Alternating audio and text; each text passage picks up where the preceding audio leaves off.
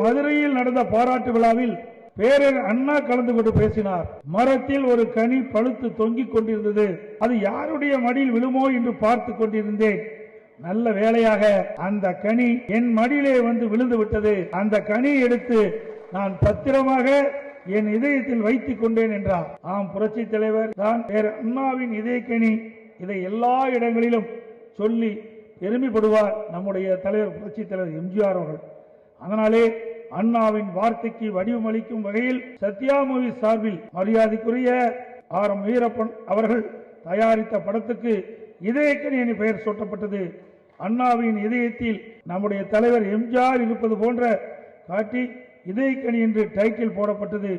அப்போது சினிமா தியேட்டரில் அத்தனை மக்களும் கைதட்டி பாராட்டம் பெற்றார்.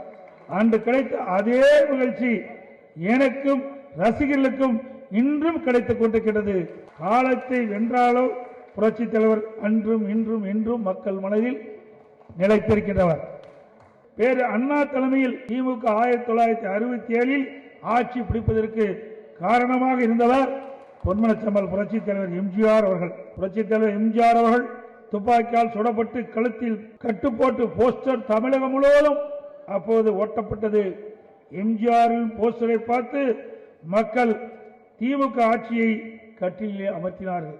மணப்பெண்ணின் பிரத்யேகமான திருமணம் விவாஹா தி சென்னை சில்க்ஸ்.